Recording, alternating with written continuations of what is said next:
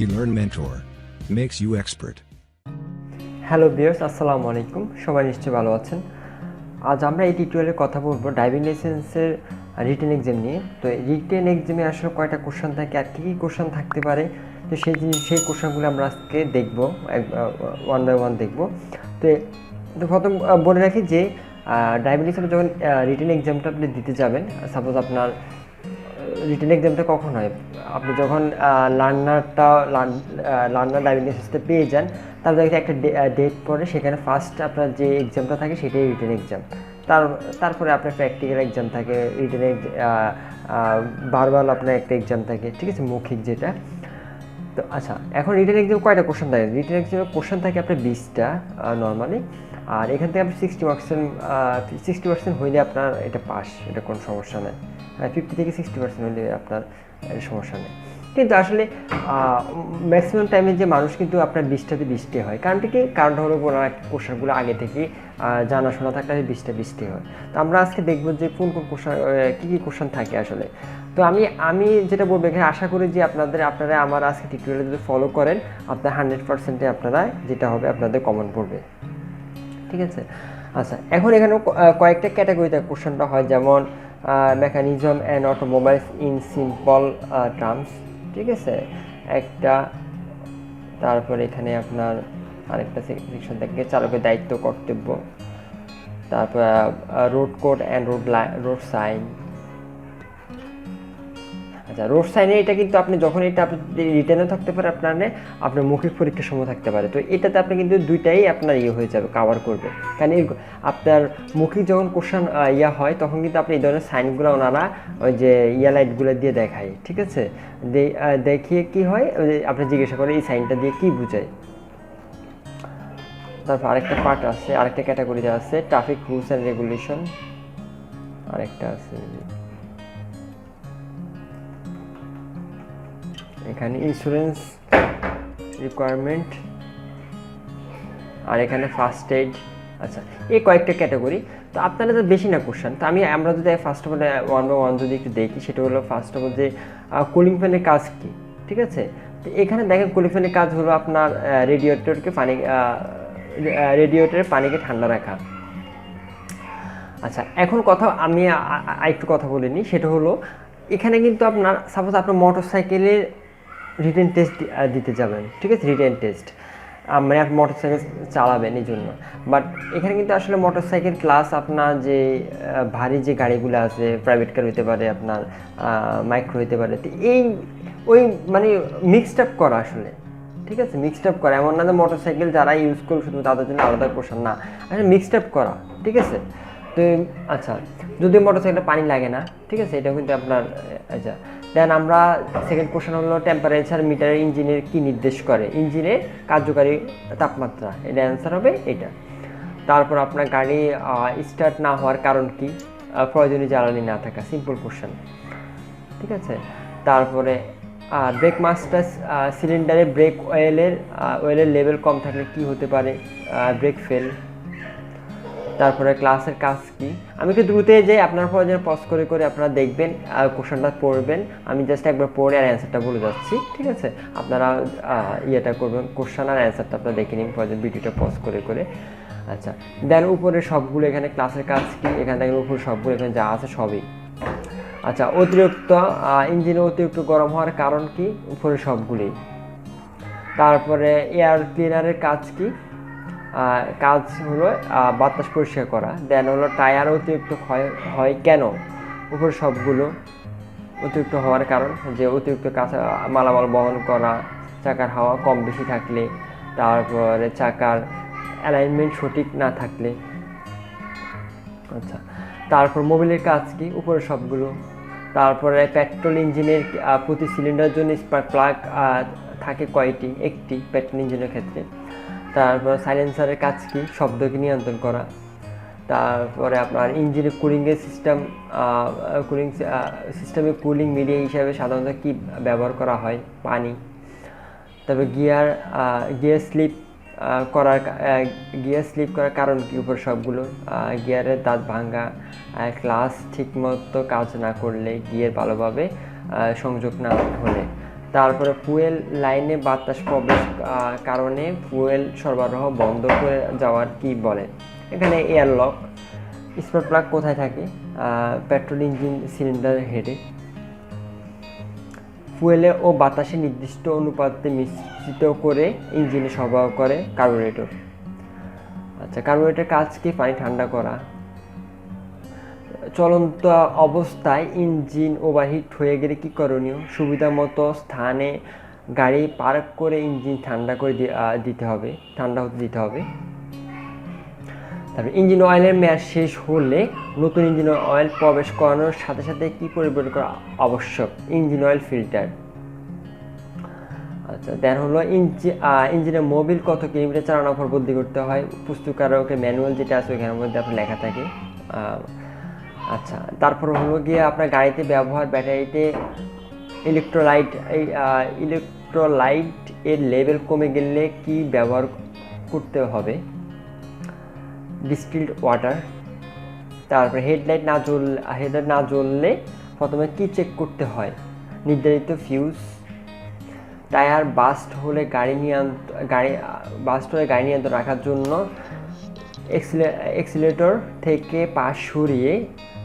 পা সরিয়ে নিয়ে গাড়ি থামা পর্যন্ত স্টিয়ারিং ধরে রাখা, যদি স্টিয়ারিং নাই মোটরসাইকেলে। ঠিক আছে, এটা আসলে মানে মিক্সড আপ করা আসলে।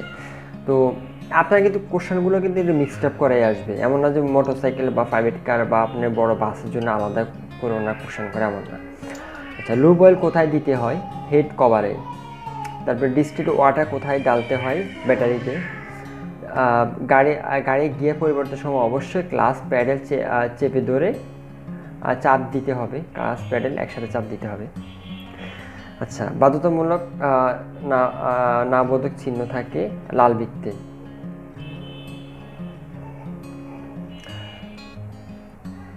আচ্ছা আচ্ছা, আমি আর এগুলা পড়লাম না, আপনারা একটু দেখে নেন। ঠিক আছে, এখানের মধ্যে আপনার এই যে অ্যান্সারগুলো দেওয়া আছে।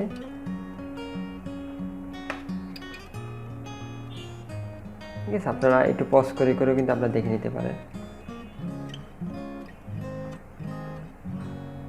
আচ্ছা, এই চিহ্নটি দ্বারা কি বোঝায়? সাইকেল চলাচল নিষেধ। তার মানে এটা কি? আমি একটু সহজে বলি। আপনারা প্রথমে আপনি মনে করেন যে এখানে সাইকেলটা নাই। ঠিক আছে, যদি এই চিহ্ন থাকে মাঝখানে যেটাই থাকুক না কেন, তার মানে সেটা নিষেধ। সহজে বোঝার জন্য এটা যেটাই থাকুক না কেন, দেখেন এই চিহ্ন দিয়েছে, তার মাঝখানে মানে কি? প্রাইভেট কার আর মোটরসাইকেল চলাচল নিষেধ, যান চলাচল নিষেধ, আসলে সবই বোঝাচ্ছে। তার মানে এখানে যে দুইটা আছে, তার মানে মোটরযান চলাচল নিষেধ, যদি দুইটা আছে। যদি একটা থাকতো তার মানে বুঝছেন যে শুধুমাত্র ওই জিনিসটি চলাচল নিষেধ। দেখেন এখানে একটা আছে, তার মানে স্পেসিফিক এই জিনিসটা চলাচল নিষেধ। এখানেও কি? ওভারটেকিং নিষেধ, এটা আছে।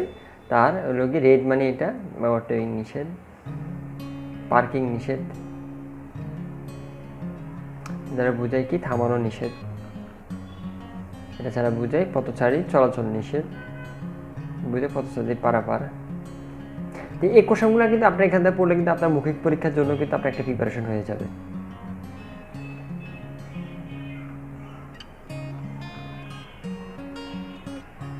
এটা কিন্তু সমতল ও ত্রুটিপূর্ণ সড়ক। সড়কের কিন্তু আমরা কর্নারে কিন্তু এই জিনিসগুলো দেখতে পাই, বা একটা নির্দিষ্ট স্মুথলি চলতে হঠাৎ করে এই চিহ্নটা দেখতে পাই। তার মানে কি? একটু সামনে আপনার রাস্তা হয়তো অসমতল এবং ত্রুটিপূর্ণ হতে পারে, মানে ভাঙাচোরা বা রাস্তায় সমস্যা থাকতে পারে।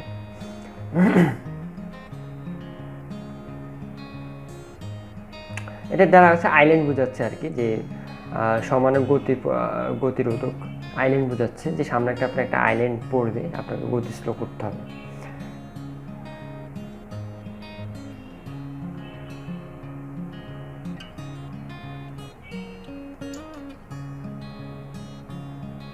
মোটরসাইকেলের সর্বোচ্চ গতিবেগ কত? 70 মাইল ঘন্টা। মোটরসাইকেলের সর্বোচ্চ গতিবেগ কত এটা আমি বুঝতেছি না, কারণ আসলে আমাদের রাস্তায় তো দেখা গেছে 100-এর উপরে দেখা যায়। মানে কি এটা কি কোনো আইন নাকি? বাট এটা আইনের কথা বলা না যে মোটরসাইকেল সর্বোচ্চ আইনগত কত ঘন্টা কত মাইল উঠাইতে পারবে স্পিডটা, বাট ওটা তো বলে নাই। দেখ আপনারা আসলে এটাই দিয়ে দেবেন।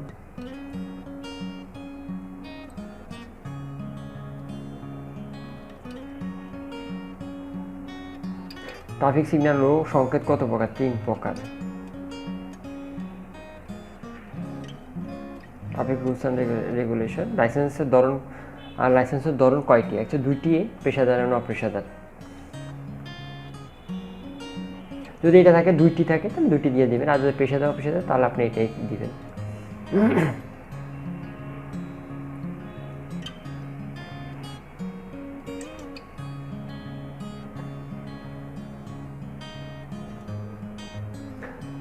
আচ্ছা, এখানে লেখা আছে যে ওভারটেকিং নিষেধ, সেখানে ওভারটেকিং করলে কত টাকা জরিমানা? 100 টাকা পর্যন্ত। আসলে এটা কিন্তু এখন আর ভ্যালিড না, কারণ আমরা জানি কিছুদিন আগে কিন্তু এটা আইন কিন্তু পরিবর্তিত হয়েছে। তো তার মানে কিন্তু এটা এখন আর ইয়ে না, এখন কিন্তু বাড়ছে অনেক। এই কোশ্চেনটা বাদ, ঠিক আছে? এটা আপনারা, এটা ভুল হবে, কারণ এখন অনেক বাড়াইছে আগের তুলনায়। জরিমানার ব্যাপারগুলো আপনারা এটা আসলে এখান থেকে আপনারা এটা পড়বেন না, বা এটা আপনি ইয়ে করবেন না, কারণ কি এখন জরিমানা কিন্তু এখন আর রেট নাই, এখন আগের চেয়ে অনেক বাড়াইছে।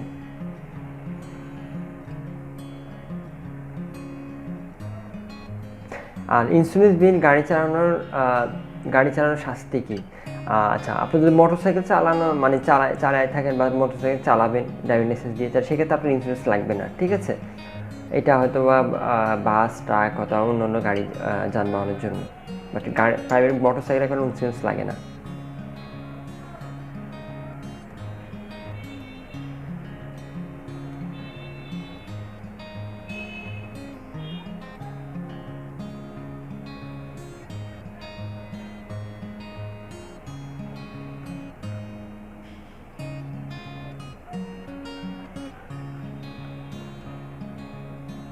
আপনি এগুলো একটু দেখে নেন।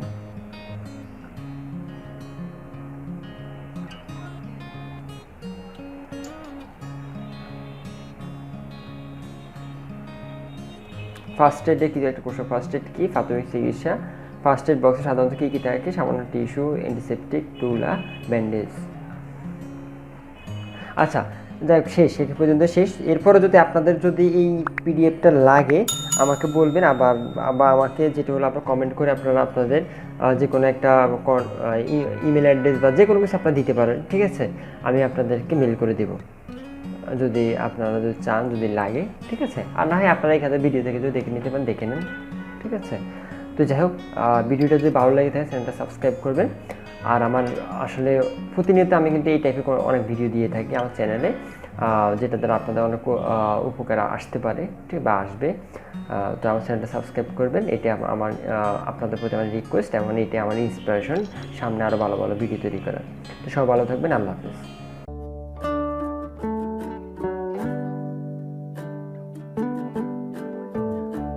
Thanks for watching.